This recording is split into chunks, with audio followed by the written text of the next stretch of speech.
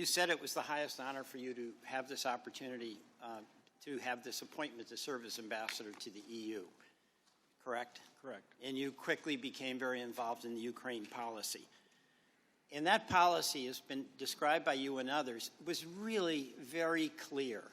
Help Ukraine fight internal corruption and resist external aggression, correct? Correct. And this Congress, I think with the support of everybody up here, Republicans and Democrats, and in fact with a significant amount of Republican leadership, authorized the release of military aid, right? Right.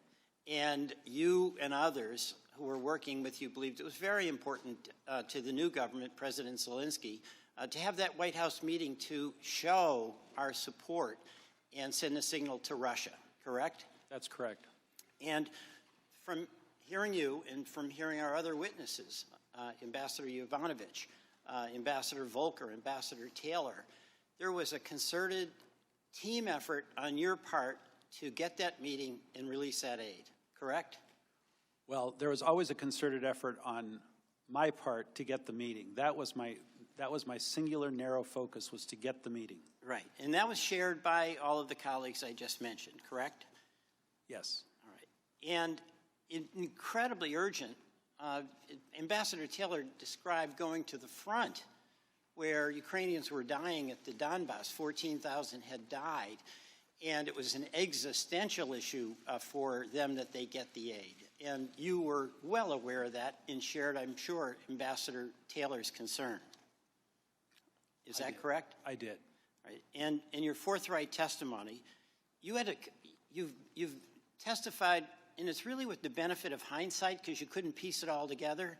You know, Giuliani knew in real time what you were trying to figure out as you went along. Is that a fair statement? I think so. One, you testified that you acted on the orders of the president. That was you acting on his orders, correct? Correct. And you said quite explicitly there was a quid pro quo. Relating to the meeting and the Burisma DNC. That's exactly right. No meeting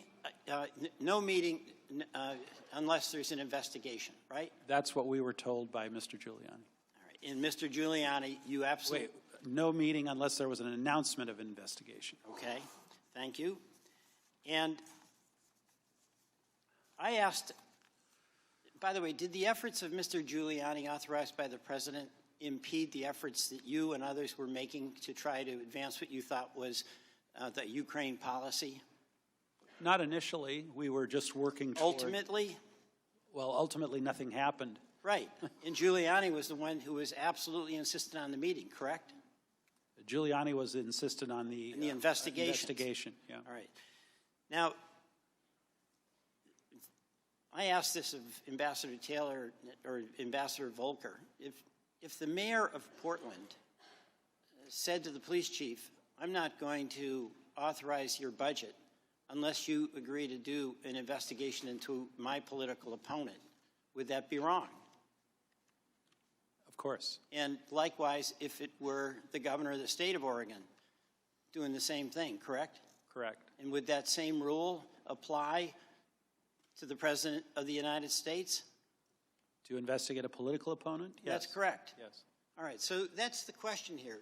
The President, in his phone call, he asked President Zelensky, who desperately needed the release of that aid, who desperately needed the White House meeting, to do an investigation, and it was focused on the Bidens and Hunter Biden in Burisma, in CrowdStrike. I mean, you don't have to answer that. The President's words speak for themselves. Do you feel, as a person who went into public service to serve, who had a team of people that shared your desire to help Ukraine, do you feel in any way betrayed by the double dealing of the President? It's a real question. I don't want to characterize... You don't have to characterize him. I'm just, you know, we all, if we get a chance to do something useful, we like to do it. And there's no better joy than when you're doing it with other people. Mr. Welch, let me answer your question this way. I would have preferred that, and I'm sure everyone would have preferred, that the President simply met with Mr. Zelensky right away, Our assessment of Mr. Zelensky was that he and the president would get on famously. He was smart, he was funny, he was charming, he was the kind of person the president would like, and once the two of them got together, we thought the chemistry would take over and good things would happen between the U.S. and Ukraine relationship. That's why we were pushing for a quick, unconditional meeting. So it's unfortunate that he was That it didn't unwilling to happen. meet without the commitment on the investigation. Thank you, Ambassador. Thank you. Mr. Maloney. Mr. Ambassador, let's pick up right there. You would have preferred if they just had the meeting with the president of Ukraine without these conditions. Is that what you're saying? Yes. But there were these conditions, and it involved an investigation, right? Well, remember, many times. the initial invitation that the president sent to President I Zelensky understand. had no conditions. Well, but that didn't last very long, did it? And then there were conditions. This is not controversial at this point, I don't believe, sir. There were conditions that the Yes. president wanted investigations, right? Right. And you thought they were Burisma and the 2016 election. Correct. We now know, of course, that Burisma means Biden's, right? Today we do. And we can probably, from today until the end of time, set aside any confusion that when somebody's asking for an investigation of Burisma over the summer, what they really meant was Biden's, right? With 2020 hindsight, yes. Right, with hindsight. And of course, on the day after the president's famous call, you're having lunch with David Holmes, we've covered this, and he overhears your conversation. And I know you said you have no reason to dispute what Mr. Holmes said. And I think you said you wouldn't have any reason to believe, to think you didn't speak about investigations with the president. The president raised investigations with you, right? Correct. On the 26th. Correct. And we now know, of course, that was about the Bidens and Burisma in 2016, right? I mean, I know you didn't know that at the time. That's your testimony, but we now know that, I understood it right? meant to mean Burisma. Mr. Holmes says you said Biden's right after that, but I know you don't recall that, right? That's correct. Do you dispute it? I do. Okay, but you don't recall it. But we know that that's what the president meant, right? And you do confirm that he wanted to talk about investigations with you. Well, now with the complete picture, I of what understand. he said 24 hours before, yes, I understand. it makes sense. And you've said it's wrong to investigate political opponents. We've agreed on that today, haven't we, sir? Yes. And yet, of course, that's what we know the president was asking for. Let me ask you something. Who would have benefited from an investigation of the president's political opponents? I don't want to characterize who would have and who would not have. I know you don't want to, sir. That's my question. Would you answer it for me? Restate your question. Who would benefit from an investigation of the president's political opponent? Well, presumably the person who asked for the investigation. Who's that? If the president asked for the investigation, it would be he. Well, it's not a hypothetical, is it, sir? We just went around this track, didn't we? The president asked you about investigations. He was talking about the Bidens.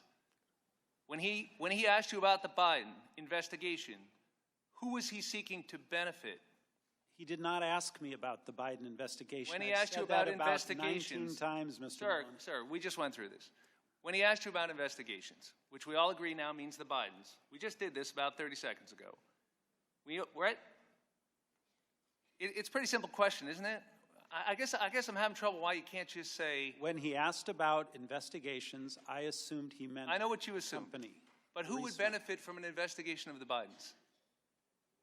They're two different questions. I'm just asking you one. Who would benefit from an investigation of the Bidens? I assume President Trump would benefit. There we have it, see? Didn't hurt a bit, did it? Didn't hurt a bit. But let me ask you something. Mr. Maloney? Hold on, sir. Excuse me. I've been very forthright, and I really resent what you're trying to do. Fair enough. You've been very forthright. This is your third try to do so, sir. Didn't work so well the first time, did it? We had a little declaration come in after, you remember that? And now we're here a third time, and we got a doozy of a statement from you this morning. There's a whole bunch of stuff you don't recall. So all due respect, sir, we appreciate your candor, but let's be really clear on what it took to get it out of you. So my question is, when the president's putting pressure on the Ukrainians with holding a meeting to get this investigation that you and I agree would benefit him politically, what kind of position does that put the Ukrainians in, sir? A terrible position. Terrible position. Why? Why does it put them in a terrible position? Why? Well, obviously, they're not receiving ultimately what they thought was coming to them, and they're put in a position that jeopardizes their security. A position that jeopardizes their security, and they're being asked to do an investigation to help their security, essentially, that would benefit the president politically. In other words, you might say they're being asked to give him a personal benefit in exchange for an official act. Is that a fair summary? In your hypothetical, that's correct. It's not a hypothetical, sir. This is real life. Were they asked to give him a personal benefit By in whom? exchange for an official act? Sir, I am not going to go around in circles with you. Please be clear about what you're asking me. My time's expired, sir. Thank you for your appearance. Ms. Demings.